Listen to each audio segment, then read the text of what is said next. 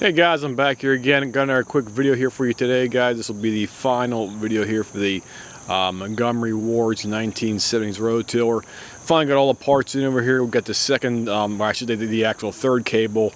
We were testing out of here today. I ordered from Sten's because the other two we ordered. I got one on the eBay, and I also got a secondary one from Sten's as well too. And the problem was they were both too short, even though they were claiming they were same length as the original OEM one we had on here. Because the problem is with trying to find a universal aftermarket cable out there, you might find one that might be a little bit too small, or I should say a little bit too short, or a little bit too long. And trying to find one that'll be perfectly fit fine on her might be extremely difficult to do. So this job basically took us about a week's time over just waiting for the parts and stuff like that. So we finally got the machine ready to go over here, and we were testing out the actual cable on here as well too. It's functioning great. I'll put a link at the bottom of the page here for the actual cable part number, so if anybody has this type of machine here, you can have some kind of reference point to go on for an older, you want to call vintage 1970s rototiller from Montgomery Ward's. So the cable, it fits and functions perfectly fine. Up on the handle up here, the actual plate. The reason why we had to get this one right here, this is their universal fit one. You have to have two nuts on the ends of the threads right here.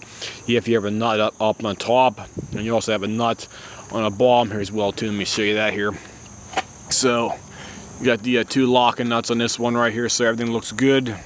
It's locked in there nice and tight. It's not going to be coming out of there at all, so everything looks and functions fine on here for that. So it'll be perfectly fine. You have to have this specific type of setup on this one right here, because if you don't, the cable will not retain itself into the housing on here, or I should say the actual plate right here as well too. So it's functioning good. So we'll go ahead and fire up the machine here, do the last test here, and make sure it's running okay before we give it back to the customer here. So we'll go ahead and fire up.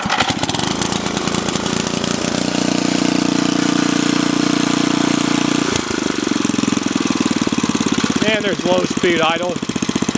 Functioning great, no problem with it at all. Running good, nice and smooth on there at low speed. It does have a little bit of smoking when it first starts up when you gun it up to high speed on it, but other than that, it's running adequately for us over here.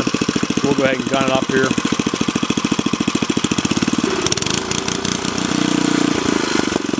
Do that again.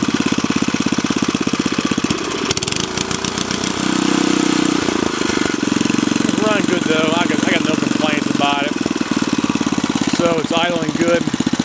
Cable worked perfectly fine. Got the cable attached all the way down to the bottom of the linkage down there, so it's working perfectly fine. Let me give you a shot of that right here as well too. There's the linkage right down there.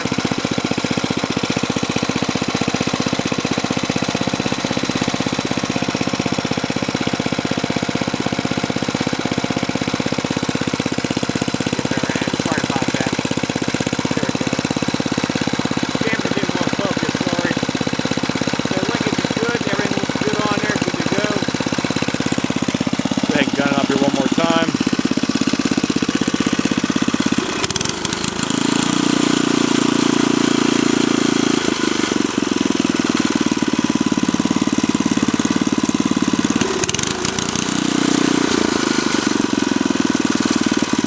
Good, show off. So that's the final video, guys. The machine's running great. I got no qualms by it right now.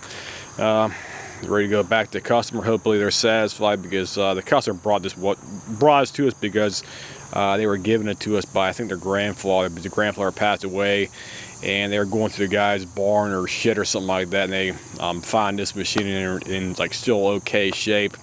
The only problem it has right now is the actual upper handle right here. Upper handle right here needs to be welded, or we call reinforced. The guy went crazy with spray paint on his machine and decided to spray paint the entire thing with a red paint right there for that.